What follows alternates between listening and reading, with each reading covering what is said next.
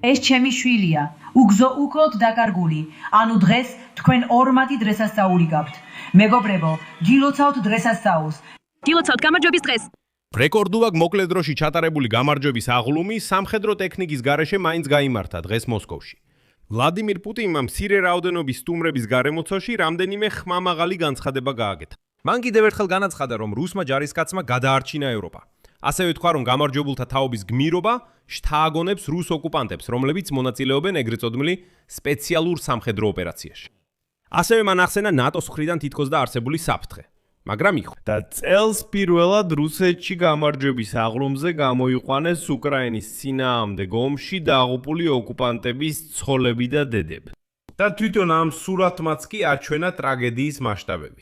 და სწორედ 9 მაისისთვის BBC-ს რუსულმა სამსახურმა, რომელიც მხოლოდ ვერიფიცირებულ დაღუპულ ოკუპანტებს ითვლის, განაცხადა, რომ რუსეთმა, ეს მხოლოდ ოფიციალურად, უკვე დაკარგა 352,000. და კიდევ ერთხელ ეს მხოლოდ ის რიცხვია, რომელსაც კრემლი ავიარებს. ამასთანავე პარადზე აჩვენეს უკრაინის წინააღმდეგ შახედის დრონების გაშვების ახალი მეთოდები. ასევე წარმოადგინეს უკრაინული რაკეტა ფლამინგოს რუსული ასლი. მაგრამ ეს კიდევ ყველაფერი არ არის. ყველაფერზე, რაც ამ პარადის მიღმა დარჩა, სწორედ ამ გამოშვებაში ვისაუბრებთ. ჩემი სახელია ალექსეი პეჩი, მოდით ერთად განვიხილოთ ეს თემა. მაგრამ სანამ დავიწყებთ, გთხოვთ გამოიწეროთ ეს არხი, მოიწონოთ ეს გამოშვება და არ დაგავიწყდეთ კომენტარის დაწერა ამ ვიდეოს ქვეშ. ეს ძალიან ეხმარება კონტენტის პოპულარიზაციას YouTube-ზე, ამისთვის მადლიერი ვიქნები. და გამოიწერეთ ჩემი Telegram არხი, Pechi News-ი. ბმული მასზე მოცემულია ამ ვიდეოს აღწერაში. მაშასე, ამ გამოშვების დასაწყისში სპეციალურად ჩავამატე მოკლე ვიდეო რუსეთში გამართული უკვდავი პოლკის აქციიდან, სადაც ქალი აჩვენებს პორტრეტებს და ამბობს, რომ მისი შვილი უგზო უკლოდ დაიკარგა უკრაინის წინააღმდეგ ომში. ხოლო მას პასუხად გამარჯვების დღეს ულოცავენ, ეუბნებიან, აი თქვენ დღეს ორმაგი დღესასწაული გაქვთ, თესასწაული გაქვთ. იცით, ეს სიმპტომატურია რუსეთისთვის, სადაც ვლადიმირ პუტინს სულ უფრო უჭირს ომში დანაკარგების მასშტაბების დამალვა. მაგალითად, რუსეთის ჩიტაში 9 მაისს ცენტრალურ მოედანზე პირველად პარადში მონაწილეობა მიიღეს უკრაინაში შეჭრისას დაღუპული სამხედროების ცოლებმა და დედებმა.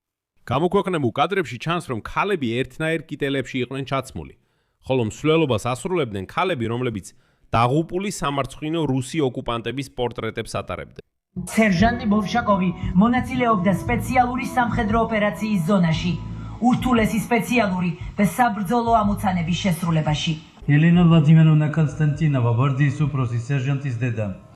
მაგრამ მთელი არსი იმაშია, რომ წელს თავად ვლადიმირ პუტინი ცდილობს ომში დანაკარგების თემა პატრიოტულ მოწოდებად აქციოს. იმავე აღლუმზე წამყვანი ამბობს, რომ გმირების ქრუებსა და დედებზე ჩაცმული ბრჭყალებში სპეციალური სამხედრო ოპერაციის ფორმა არის, ციტატა, პასუხისგებლობის, ერთგულებისა და ურყევი რწმენის სიმბოლო მათ მიმართ, ვინც ახლა წინა ხაზზე. ამასობაში დღესასწაულის წინ რუსეთის ზოგიერთ რეგიონში კრემლიდან მიიღეს ინსტრუქციები, სადაც მოითხოვეს, რომ სიტყვა აღლუმი შეცვლილი იყო სიტყვით საზეიმო მსვლელობა. ასეთი აფიშები მართლაც გამოჩნდა კრასნოდარში, უფასა და ჩელიაბინსკში. თითქოს საჭიროა ფრთხილად ვიღოთ სიტყვა გამარჯვების აღლუმთან, როცა რუსი ჯარისკაცები კვლავ იღუპებიან უკრაინაში. ამ ფონზე BBC-ს რუსული სამსახური აქვეყნებს ინფორმაციას იმის შესახებ, რომ ოფიციალურად აღიარებული დაღუპული რუსი ოკუპანტების საერთო რაოდენობამ სრულმასშტაბიანი შეჭრის დაწყებიდან 2025 წლის ბოლომდე შეადგინა 352,000 ადამიანი. ასეთ დასმამდე მივიდნენ ჟურნალისტები, რომლებმაც გაანალიზეს დაღუპულთა სახელობითი სიები, მემკვიდრეობითი საქმეების რეესტრის მონაცემები და სასამართლო სტატისტიკა. ამ შეფასებაში პირველად მთელი ამ დროის განმავლობაში შედის არამხოლოდ ჩვეულებრივი დაღუპულები, რომელთა სიკვდილი თითქოს და რეგისტრირებულია სამოქალაქო მდგომარეობის აქტების სამსახურში, არამედ ისინიც, ვინც სასამართლოს გზით იქნა აღიარებული დაღუპულად, ან უგზო უკლოდ დაკარგულად. ანუ თქვენ ხო გესმით, რომ რუსი ოკუპანტების უზარმაზარი რაოდენობის სიკვდილი უბრალოდ იჩქმალება, ან არ აღიარებენ. მაგალითად, მთელი ომის განმავლობაში ეს ოფიციალურად ცნობილი ინფორმაცია 90,000 რუსი ვანეკი მოგდა. მაგრამ მათი ნათესავები ვერ ამტკიცებდნენ, რომ ისინი მართლაც გარდაცვლილები იყვნენ და სასამართლოს გზით ამტკიცებდნენ, რომ ისინი სინამდვილეში უკვე დიდი ხანია დაღუპულები არიან. და როგორც კვლევის ავტორები აზუსტებენ, დანაკარგების პიკი 2024-2025 წლებში იყო, როცა საბრძოლო მოქმედებების ინტენსივობა მკვეთრად გაიზარდა. სწორედ ამ პერიოდში რუსეთში სასამართლოებმა მასობრივად დაიწყეს უგზო უკლოდ დაკარგულების დაღუპულად აღიარება და 2 წლის განმავლობაში სამხედრო ნაწილებიდან და ნათესავებისგან 86,000-მდე სარჩელი შევიდა. კვლევაში ასევე აღნიშნულია, რომ 2025 წლის დეკემბრიდან 2026 წლის აპრილამდე უკრაინული მხარის გათვლებით რუსეთის არმიამ დაახლოებით 157,000 ადამიანი დაკარგა მოკლულებისა და დაჭრილების სახით. იმავე პერიოდში კი მხოლოდ 148,000 მოხალისის მოზიდვა მოხერხდა.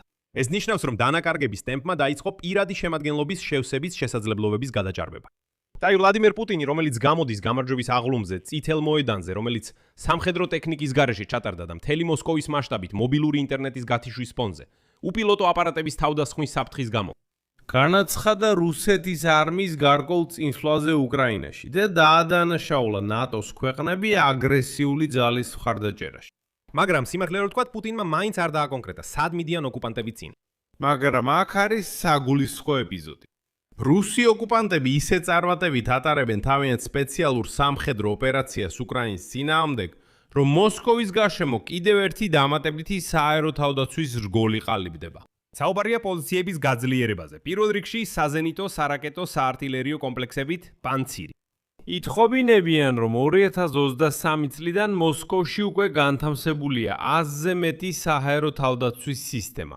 მაშინ როცა იგივე ტუაფსე კვირეობით იწვის.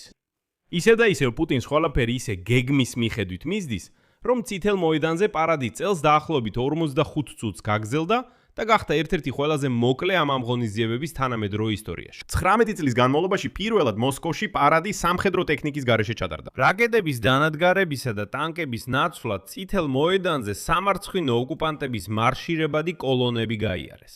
იარაღის დემონსტრაცია პარადის ტრანსლაციაში ვიდეო კადრებით ჩაანაცვლეს. მაყურებლებს უჩვენეს ვიდეო რგოლი დრონებისა და ბირთვული იარაღის დემონსტრაციით, სადაც ნაჩვენები იყო უახლესი რუსული ტექნიკის ნიმუშები, აგრეთვე ატომური წყალქვეშა ნავები, არხანგელსკი და კმიაზ ვლადიმირი. და ვლადიმირ პუტინის პარანოიის აპოგეა სწორედ ამაში. პირველად დიდი ხნის განმავლობაში წითელ მოედანზე გამარჯვების აღლუმის ტრიბუნებზე არ დაუშვეს არც სახელმწიფო დუმის დეპუტატები და არც რუსეთის მთავრობის წევრები. ვლადიმირ პუტინს კომპანიას მხოლოდ უშიშროების საბჭოს წევრები, პრეზიდენტთან დაახლოებული მაღალჩინოსნები, მათ შორის ძალოვანი სტრუქტურების ხელმძღვანელები, პრეზიდენტის ადმინისტრაციის ხელმძღვანელები და პარლამენტის პალატების თავმჯდომარეები უწევდნენ. ეს არიან ვალენტინა მატუიენკო და ვიაჩესლავ ვოლოდინი. დანარჩენ მაღალჩინოსნებს უბრალოდ აუგზალეს დასწრება. და ტრადიციულად ვლადიმირ პუტინს თან ახლა რუსეთის ფედერაციის პირველი ლედი ალექსანდრ ლუკაშენკო.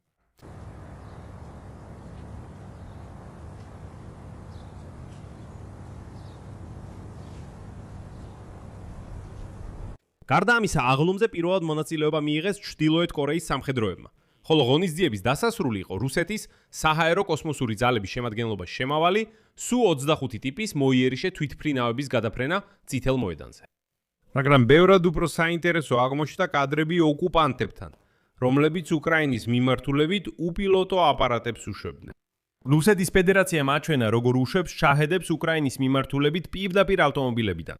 ასევე პარადზე აჩვენეს უკრაინული რაკეტის FP5 ფლამინგოს შემცირებული ასლი, რომელსაც რუსეთში გერანი 5 დაარქვეს და ეს საინტერესოა. რუსები ასე ხმამაღლა აცხადებდნენ, რომ უკრაინა არაფრის შექმნას თავად ვერ შეძლებს, მაგრამ აღმოჩნდა, რომ რუსეთი უკვე ცდილობს უკრაინული გამოგონების დაკოპირებას.